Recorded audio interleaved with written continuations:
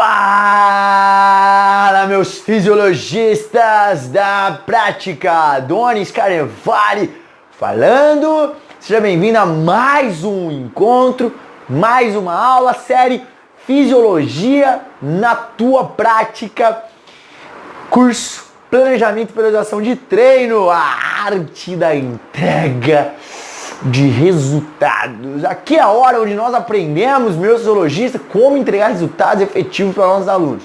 Sem mais delongas, nós estamos conversando sobre algo extremamente pertinente no que diz respeito ao nosso dia a dia de trabalho, no que diz respeito à nossa atuação como profissional. Nós estamos falando sobre planejamento de treino, legal. E aí você entendeu, a partir da última aula, que nós vamos conversar agora sobre alguns conceitos. E esses conceitos são interessantes estarem enraizados, que você cada vez mais se familiarize com eles, meus fisiologistas, a fim de que você consiga uma determinada observação, uma determinada preparação antes do planejamento em si, de começar a escrever exercícios.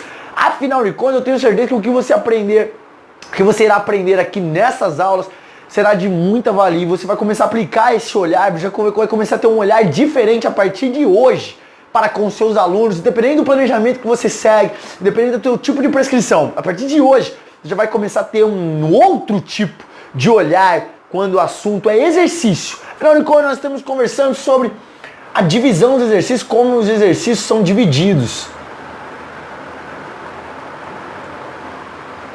Divisão dos exercícios. Você entendeu na última aula que nós podemos entender os exercícios como no que tange a massa muscular que está envolvida e no que tange a tua forma de condução, a maneira com que ele é expressado, legal? Então na aula de hoje nós vamos entender um pouquinho mais sobre o nível de massa muscular. Então no que tange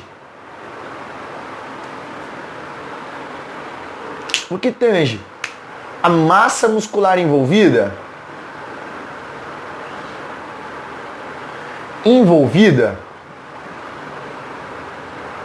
nós temos três tipos de divisão: exercícios locais, exercícios regionais e exercícios globais, meus fisiologistas da prática. Seguinte, primeiro ponto, que é importante nós entendermos a nível de massa muscular envolvida, meu fisiologista.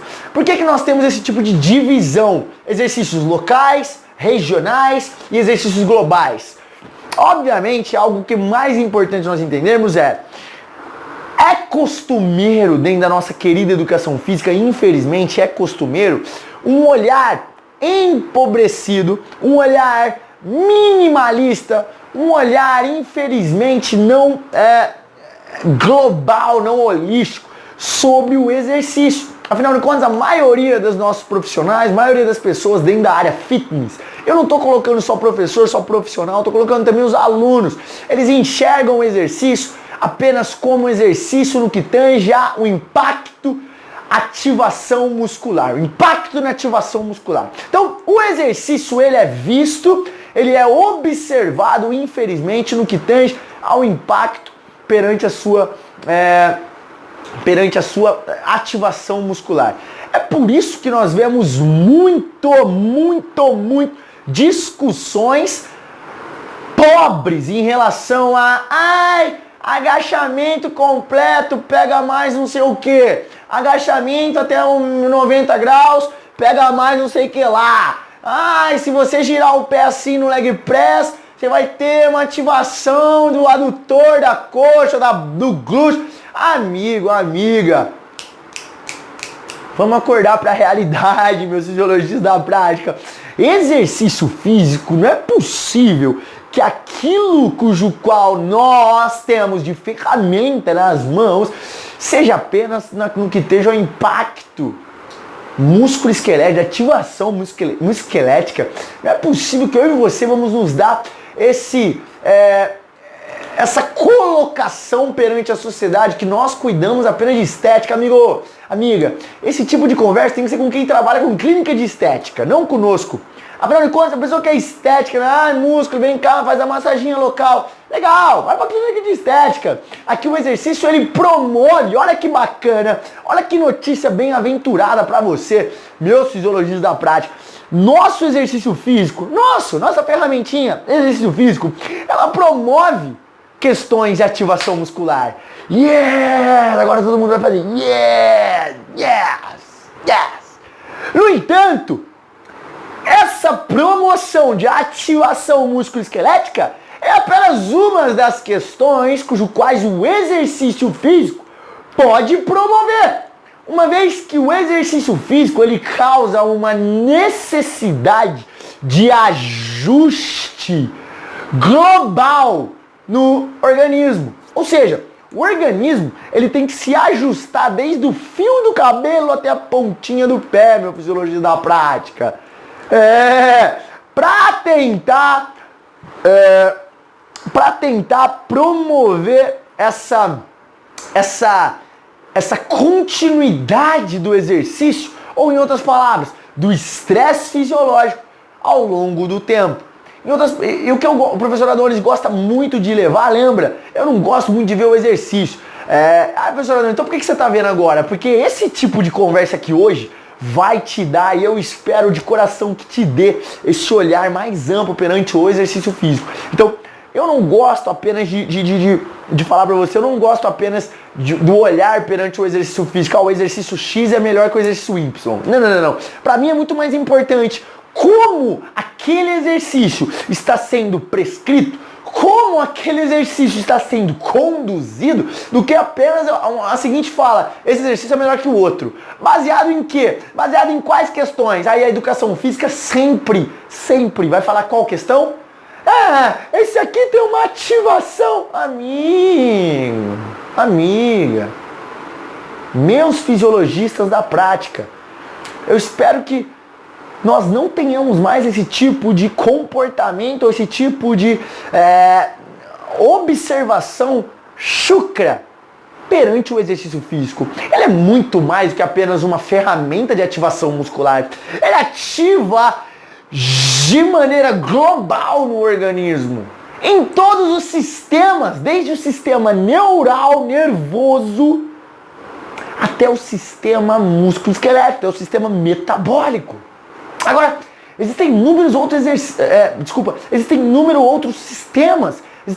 outros sistemas que são envolvidos, são acometidos pelo exercício. Então é muito importante nós conhecermos o que essa bagaça aqui, o que essa jossa do exercício físico promove no nosso organismo, não só no que tange a ativação muscular. Nós vamos entender também o exercício através de ativações musculares, ok? E que eu vou te passar também um entendimento particular sobre esse tipo de exercício, que eu não tenho esse entendimento de não sei que lá ativa, não sei que lá, enfim. Por exemplo, o peitoral ativa só peito, o supino ativa só peito. Não tenho, eu não enxergo dessa maneira. Existem pessoas que enxergam. Agora, Adonis, no seu treino de peitoral e tríceps só vai ter supino? Não, também. Eu não sou um cara contra, não sou um cara fechado ao nível de falar que não pode ter uma extensão de cotovelo em algum ângulo.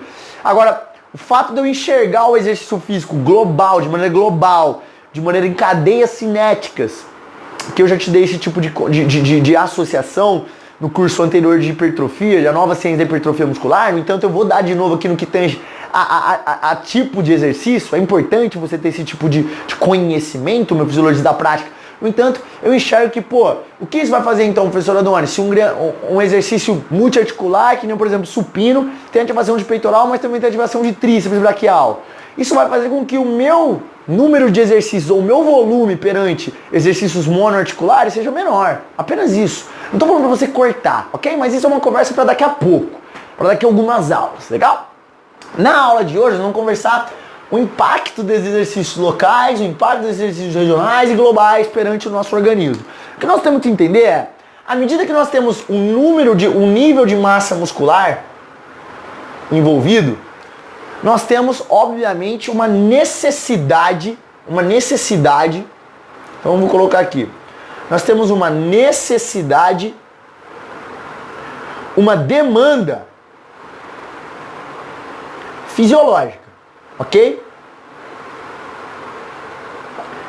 E aí, meus fisiologistas, as principais demandas fisiológicas que nós temos, e olha aqui, isso aqui é apenas uma fatia do que o teu exercício pode causar, no que tange, por exemplo, seu sistema nervoso central, seu sistema endócrino, seu sistema cardiovascular, seu sistema músculo-esquelético, seu sistema e seu sistema metabólico. Que aqui pode entrar no sistema musculoesquelético, mas aqui eu vou colocar só como uma questão muscular mesmo, no que tange ao tecido muscular, legal?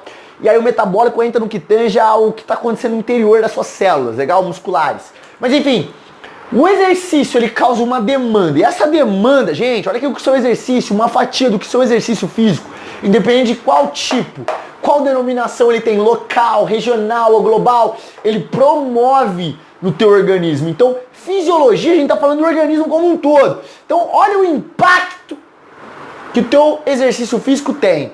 Então, o teu exercício físico tem um impacto no sistema nervoso central. Olha como você tem que pensar no seu exercício físico. Ele tem um impacto no sistema nervoso central, professor Adonis? Óbvio que tem. Óbvio que tem. Ele impacta o sistema nervoso central. Então, vou colocar aqui, ó. Sistema nervoso central. Ele impacta o seu sistema nervoso central de algumas maneiras. Principalmente no que tange a aumento do fluxo sanguíneo.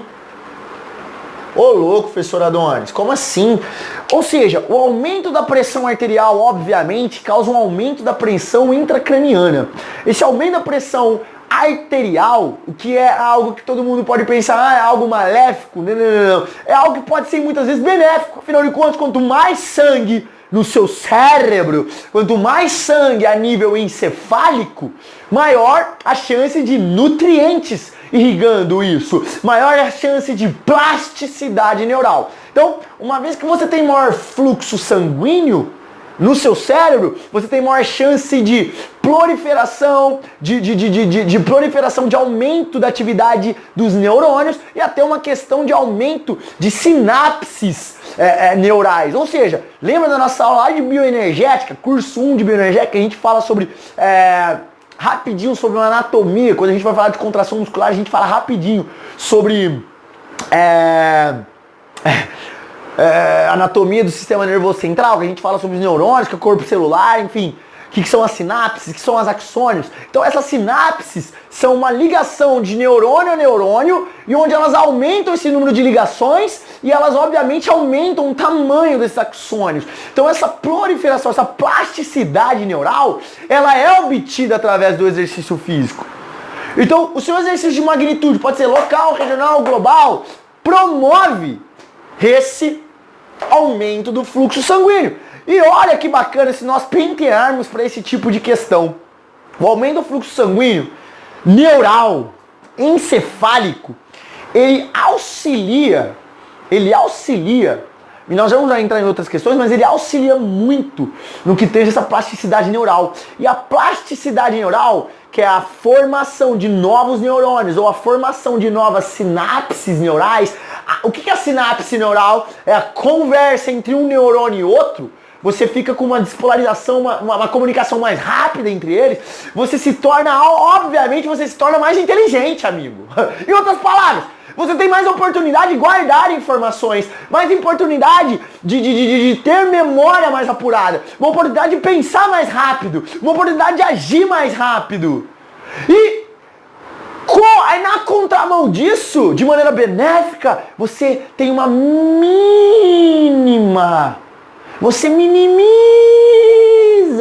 no máximo a chance de você obter algum tipo de doença crônica, degenerativa nessa questão, que é o Alzheimer e o mal de Parkinson.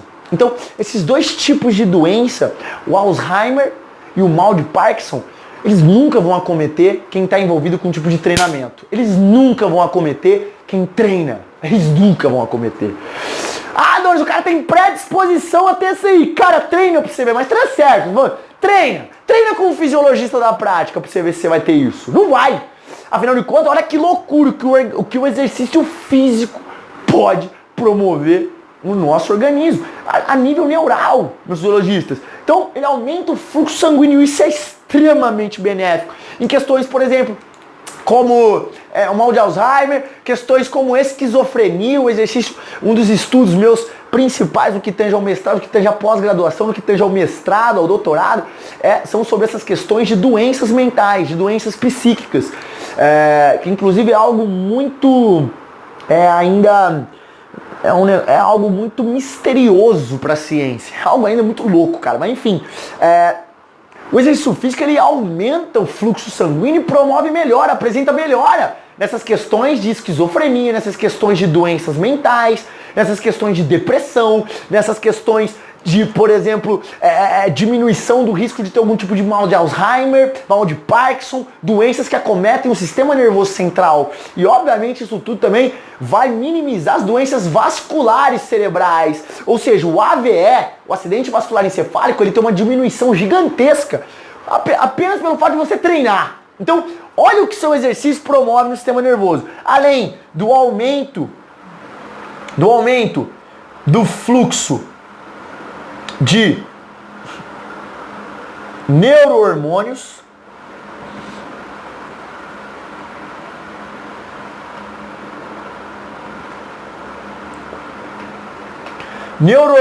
o que são os neurohormônios, meus fisiologistas da prática? Ou seja, o exercício físico, obviamente, que aí nós temos que entender qual tipo de exercício físico, professor Adonis, nós já vamos conversar sobre isso, mas principalmente os exercícios físicos que exigem um alto nível, um nível médio de coordenações, exercícios que exigem um nível médio de coordenações, ou seja, exige o controle neuromotor maior, aumentado, exercícios que exigem um controle, um nível de coordenação maior, promovem uma alta liberação, aumento do fluxo de neurohormônios. O que são esses neurohormônios, meus fisiologistas da prática? Os neurohormônios, eles são os famosos neurotransmissores, ou seja, um exercício físico. E olha, gente, a gente só está conversando sobre o que comete no sistema nervoso central. Meu amigo, minha amiga, que loucura. Mas o exercício físico, ele promove um aumento de fluxo sanguíneo, o que é muito benéfico, você já ouviu falar um pouquinho. Ele aumenta, a gente vai falar muito isso aí na questão do idoso, viu, turma? Ó, no nosso modo, quando a gente for falar de exercício na terceira idade, a gente vai falar sobre exercício na veieira. Nós vamos conversar muito sobre o que o exercício promove no sistema nervoso central. E aí nós vamos ter olhares no que tange mais aprofundados essa questão. Aqui eu tô passando de uma maneira que você consiga entender. E que eu já espero que seja algo muito novo para você. Eu espero que seja algo que impacte sua realidade e fala assim, caraca, a minha rosca direta, ela promove isso? Legal. O meu agachamento promove isso? Qual é a diferença entre a rosca direta e o agachamento? É o que nós vamos entender quando a gente for falar sobre local, regional e global. Mas antes de tudo eu preciso falar o que o exercício promove nessa jossa aqui. Beleza? Então, no sistema nervoso central, ele aumenta o fluxo sanguíneo, ele aumenta o fluxo de neurohormônios. Professor, como assim os neurohormônios? Ele aumenta o nível de dopamina, ele aumenta o nível de serotonina, ele aumenta o nível de endorfina, ele aumenta o nível de acetilcolina, ele aumenta o nível de noradrenalina e assim por diante. Ou seja, esses aqui são os principais neurotransmissores. Então ele aumenta, por exemplo, dopamina. O aumento do fluxo de dopamina faz com que o seu cérebro entenda a seguinte mensagem. E olha, cara, deixa eu te falar, meu fisiologista da prática, nosso cérebro, ele se comunica, lembra? Quais são as duas maneiras do nosso organismo se comunicar? Sistema nervoso central e sistema endócrino. Então, neurohormônios diz respeito ao sistema nervoso liberando hormônios que farão com que você se sinta diferente, farão com que você se comporte diferente, farão com que você haja diferente. Então, o fato simplesmente de você treinar faz com que você libere determinadas substâncias neurais, neuroendócrinas, que mudarão o seu tipo de estado, ou seja, a maneira que você se sente. Mudarão o teu comportamento, suas decisões, suas ações e mudarão, obviamente, seus resultados. Eu tô falando de resultado na vida. Se você pegar as pessoas que treinam e as pessoas que não treinam, a chance das pessoas que treinam ter depressão é muito menor. A chance das pessoas que treinam serem bem-sucedidas é muito maior. Então olha que loucura. Se você pegar, por exemplo, os caras que são os grandes do planeta, os caras que chegam lá, que são bem-sucedidos, os caras treinam. Os caras colocam um momento no teu dia e treinam. Então olha que legal, porque eles sabem que o exercício físico promove essa mudança neuroendócrina, essa mudança no seu estado neural e que obviamente vai ecoar sobre o estado fisiológico global. E isso vai ter impacto na maneira com que ele se sente, na maneira com que ele se comporta, em outras questões que são extremamente importantes. Legal? Então olha aqui, a dopamina, ela é um neurotransmissor que ela fala o seguinte: faça de novo, repita esse comportamento, faça isso novamente. Então, por exemplo, ela é um sistema de recompensa. Quando você faz algo que te causa prazer, que é bacana, que é benéfico para o organismo, você tem uma alta de dopamina. Isso também está correlacionado com, por exemplo, contrário, com questões ruins. Olha, o exercício promove aumento de dopamina. Legal. Algumas pessoas mais, outras pessoas menos, mas enfim, ele promove. O que faz com que nós repitamos esse tipo de comportamento. Agora, na mesma medida, nós percebemos que o aumento de dopamina também é observado em pessoas que comem doce, comem açúcar. Então olha que legal, o organismo ao mesmo tempo que ele fala pra você, pô, repete o exercício, é legal, ele fala, repete, come açúcar. E aí cada vez mais a ciência está identificando que o açúcar, o consumo de açúcar é algo viciante. O açúcar ele vicia, o açúcar ele é uma droga, ele está causando muita dependência, ele causa dependência, assim como outras drogas, como por exemplo maconha. Então é o que a gente vai conversar agora? Não, mas é assunto para o nosso próximo curso, que a gente vai falar sobre obesidade. Então, vamos falar sobre obesidade, Fisiologia da Prática. Você vai ouvir sobre obesidade de uma maneira que você nunca ouviu. Você vai ter oportunidade de ampliar visão no que tange ao indivíduo obeso e ao tratamento dessa doença metabólica, comportamental e psicológica de uma maneira que você nunca viu e de uma maneira que eu tenho certeza que você vai mudar. Você vai mudar a maneira como você enxerga a obesidade, a maneira como você enxerga a doença, a maneira como você trata e etc. Legal? Tudo isso a gente vai conversar no próximo curso. Mas eu quero só que você entenda que o dopamina é do sistema de recompensa. Aumenta a dopamina, faça de novo, repita, essa é a mensagem. Serotonina, felicidade, hormônio da felicidade, ou seja, exercícios promovem o aumento do hormônio da felicidade. Em outras palavras, realizar exercícios, o exercício por si só, eu nem estou falando do método. Imagina isso dentro de um programa de treino, minha Fisiologia da Prática. Então, exercício dentro de um programa de treino. Exercícios dentro do programa de treino promovem impacto em vários sistemas, mas também no sistema nervoso central. E no seu sistema nervoso central ele impacta aumentando o fluxo sanguíneo e aumentando o fluxo de neurohormônios, entre eles serotonina, o hormônio da felicidade. Em outras palavras, é por este motivo que exercício físico é um dos maiores antidepressivos do mundo. Um dos maiores antidepressivos do mundo. Pode pegar o estudo que você quiser e joga lá. O exercício físico tem uma diminuição nos sintomas depressivos e são chamados também de sintomas negativos, mas nos sintomas de depressão gigantesco. E obviamente tem outros aspectos que não são fisiológicos. Por exemplo, oportuniza a pessoa ter amizades, sociabilizar, oportuniza a pessoa sair de casa e assim sucessivamente, que são importantes no tratamento dessa doença psíquica. Legal? Outro neurohormônio que é liberado, que é a endorfina, que é o hormônio do prazer, que costumeiramente é liberado no fim da atividade física, do exercício físico, dos treinos. E é muito bacana esse lance da endorfina, porque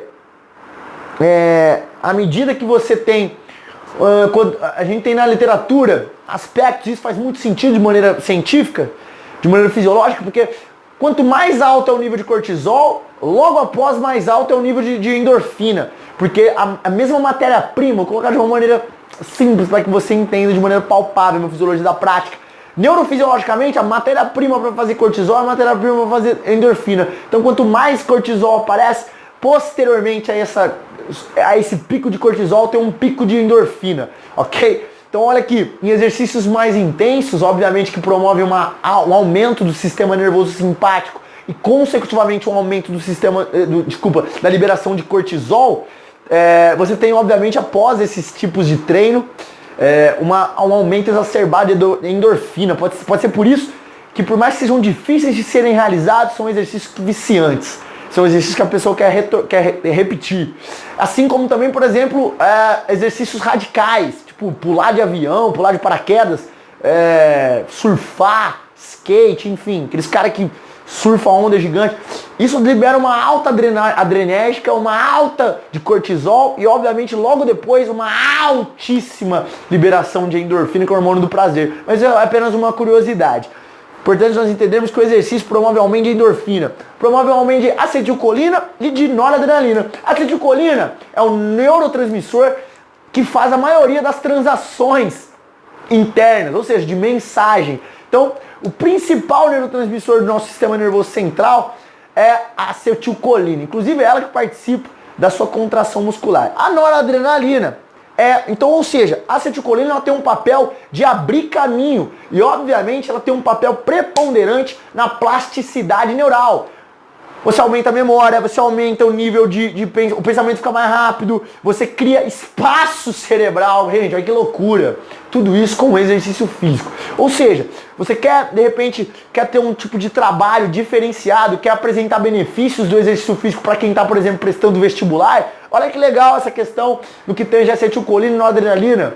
O exercício físico, ele promove aumento de fluxo, aumento de neurohormônios que vão promover um aumento da capacidade de estudo dessa pessoa, um aumento da memorização dessa pessoa e assim sucessivamente. Obviamente tudo isso que consecutivo ao estudo dela, a capacidade dela vai aumentar a chance dela passar no vestibular, por exemplo. Então, olha que loucura. E a noradrenalina é o neurohormônio, é o neurotransmissor que promove e deixa tudo aceso. É ela que deixa tudo ligadinho. A noradrenalina, obviamente, tem sua matéria-prima também muito relacionada com a adrenalina. Então, ela é a adrenalina do nosso sistema nervoso. Então, tem noradrenalina, tem ligado, você fica ligado, ok? Então, olha que com o exercício físico ele consegue promover no que tange a neurohormônio. E, obviamente, que com esse aumento de fluxo, esse aumento de fluxo de neurohormônios, você tem também automaticamente um aumento aí da plasticidade. Então o exercício físico, no que tange a maneira global, você impacta no que tange o aumento do fluxo e aumento da plasticidade neural. Sem falar no que tange, por exemplo, também o aumento aí da necessidade de recrutamento. Então você tem uma necessidade de recrutamento neural, neuromotor, né? Vamos colocar assim que fica mais fácil de ser entendido. Então aumento do recrutamento neuromotor, que isso vai impactar, por exemplo, ao nível de rapidez em que seu sistema nervoso central ativa determinado nível determinado nível de massa muscular, determinada quantidade de massa muscular. Então o treino aumenta essa familiarização entre o neurônio e o músculo, entre o neurônio motor e o músculo a ser ativado, ok? Isso vai ganhando substância, vai ganhando velocidade, vai ganhando não é parceria que eu quero usar, mas vai ganhando esse hábito, vai ganhando esse aumento aí de rapidez no fluxo, etc, através do hábito de ser usado. Então o exercício físico promove esse aumento do recrutamento, o exercício físico promove essa plasticidade, essa oportunidade de plasticidade neural, o exercício físico aumenta essa quantidade de neurohormônios, neurotransmissores, essa liberação de neurotransmissores no sistema nervoso central e também um fluxo sanguíneo neural que é extremamente importante. Gente, meus fisiologistas da prática, minhas fisiologistas da prática, é extremamente importante para quem quer manter uma saúde psíquica, uma saúde mental maior. Então, olha o que sua ferramentinha promove nesse sistema, ok? Nós vamos conversar a partir da próxima aula sobre outro sistema, e o sistema escolhido é o sistema endócrino. Olha que loucura.